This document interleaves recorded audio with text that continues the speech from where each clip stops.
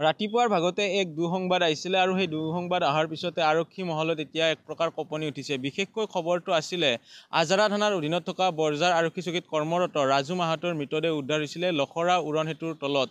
আৰু তাৰ পিছতে এক প্ৰকাৰ চাঞ্চল্য বিৰাজমান কৰিছিলে। সেই মৃতদেহ এই মুহূৰ্তত গড়চুক আৰক্ষী থানাত ৰখা হৈছে। সতীৰ্থই দেখুৱাইছে এইখন ডেড বডি বাহন আৰু এই বাহনৰ ভিতৰত ৰাজু মাহাতৰ মৃতদেহ ৰখা হৈছে। কনিষ্টবল হিচাপে কৰ্মৰত আছিলে, পশ্চিম আৰক্ষী জিলাত কৰ্মৰত আছিলে আৰু এইখন হৈছে গড়চুক আৰক্ষী চকী। তেওঁ উল্লেখ কৰিছোঁ যে ৰাজু মাহাতো পূৰ্বতে ২৭ নম্বৰ ৰাষ্ট্ৰীয় ঘাইপথৰ কাষত থকা পূব আৰক্ষী জিলাৰ অন্তৰ্গত বশিষ্ঠ থানাত কৰ্মৰত আছিলে আৰু সেই সময়ত আমিও নিজেও কেইবাবাৰো লগ পাইছিলোঁ। ৰাজু মাহাতোই কৰ্তব্যত থাককে বা নাথাকক, চিভিল ড্ৰেছত থাকিলেও ৰাজপথৰে যোৱা লোকে যদি কোনোবাই গুণ্ডাগিৰি কৰিছিলে বা কোনো লোকে যদি অসভ্য আচৰণ কৰিছিলে তেওঁ কিন্তু নিয়ন্ত্ৰণ কৰিবলৈ চেষ্টা কৰিছিলে। সেইসমূহ আমি নিজে স্বচক্ষে প্ৰত্যক্ষ কৰিছিলোঁ। পৰৱৰ্তী পৰ্যায়ত পূব আৰক্ষী জিলাৰ পৰা পশ্চিম আৰক্ষী জিলালৈকে তেওঁক ট্ৰেন্সফাৰ দিয়া হ'ল আৰু তাৰে পিছতে গড়চুক আৰক্ষী থানাত এবছৰৰ বাবে কৰ্মৰত হৈ থাকিলে আৰু কৰ্মৰত হৈ থকা সময়ছোৱাতো তেওঁ এনেধৰণে কাম কাজ কৰি গৈছিলে। এক প্ৰকাৰ তেওঁক বডি বিল্ডাৰ বুলি মাতিছিলে। আৰু ৰাজু মাহাতৰ ঘৰ হৈছে বেহাৰবাৰীত।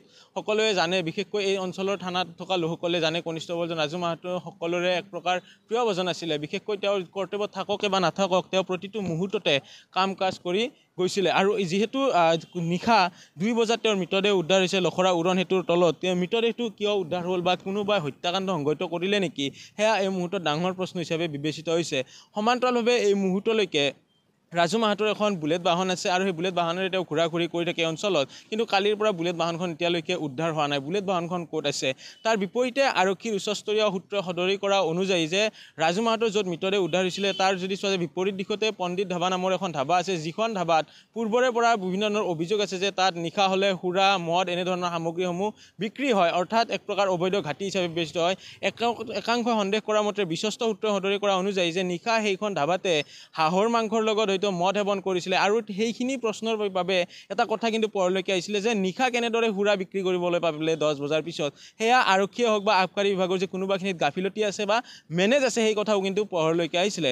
ৰাজু মাহাতৰ মৃতদেহ উদ্ধাৰ হোৱাৰ পিছতে কিছু সময় পূৰ্বে আমি ভাতৃক লগ পাইছিলোঁ। ভাতৃৰ মন্তব্য ল'লোঁ, ভাতৃ এই মুহূৰ্তলৈকে মুখ খুলিব বিচৰা নাই। তাৰ বিপৰীতে মাতৃক আহি পাব কিছু সময় পিছত বুলি উল্লেখ কৰিছিলে। আৰু আমাৰ হাতত থকা অনুযায়ী খবৰ অনুযায়ী কিছু সময় পিছত দণ্ডাধীশ আহিব আৰু দণ্ডাধীশৰ উপস্থিতিত মৃতদেহ গুৱাহাটী মেডিকেল কলেজ হস্পিটেললৈকে প্ৰেৰণ কৰা হ'ব। তাৰ মৰ্গলৈকে লৈ গৈ পৰীক্ষা কৰা হ'ব যে মৰণোত্তৰ পৰীক্ষাত কি ফলাফল আহে। তাৰে পিছতে গম পোৱা যাব যে এয়া প্ৰেছাৰ হৈ অৰ্থাৎ সেই ষ্ট্ৰক হৈ পিনে মৃত্যুমুখত পৰিলে নে কোনোবাই হত্যা কৰিলে। কিন্তু আমাৰ ওচৰত যি ফটো আহিছে, ফটো অনুযায়ী যে হাতৰ বুঢ়া আঙুলি আৰু যিটো কিলাকুটিৰ আঙুলি আছে, আঙুলি দুটাত ইতিমধ্যে তাত আঘাতৰ চিন পোৱা গৈছে যে সেই দুটা ফাটি গৈছে নেকি বা তেজ ওলাইছে নেকি, সেইসমূহ কথা কিন্তু পোহৰলৈকে আহিছে বা দৃষ্টিগোচৰ হৈছে। আৰু আৰক্ষীৰ মুহূৰ্তলৈকে বাহনখন উদ্ধাৰ কৰিব পৰা নাই যে তেওঁ এখন বুলেট বাহন চলাইছিলে, বুলেট বাহনখন ক'ত। তাৰ বিপৰীতে আৰক্ষীৰ বিশ্বস্ত সূত্ৰই সদৰি কৰা অনুযায়ী সমীপতে পণ্ডিত হোটেল আছিলে, পণ্ডিত ধাবাত নিশা সুৰা সেৱন কৰিছিলে আৰু সুৰাৰ লগত হাঁহ খোৱাৰ বাবে হয়তো প্ৰেছাৰ হৈ বা উচ্চ ৰক্তচাপজনিত ৰোগত আক্ৰান্ত হৈ মৃত্যুমুখত পৰাৰ কথা উল্লেখ কৰিছে। যদি ধাবাখনত সুৰাই বিক্ৰী কৰিছিলে, কোনে অনুমতি দিলে, কিয় অনুমতি দিলে, নিশা 10 বজাৰ পিছত কেনেদৰে সুৰাৰ ব্যৱসায় চলিছিলে, অৰ্থাৎ আৰক্ষীৰ জ্ঞাতসাৰে চলিছিলে নেকি, এইসমূহ কিন্তু প্ৰশ্ন আছে।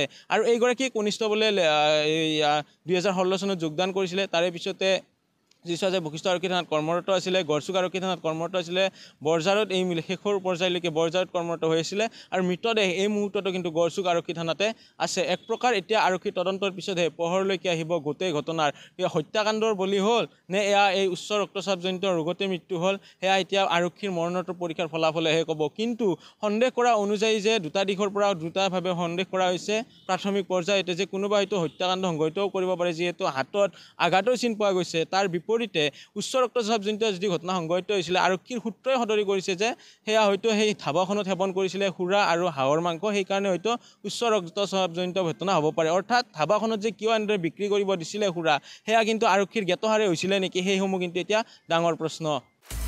আপুনি বিচৰা বাতৰি পাব কেৱল নিউজ 18 এপত।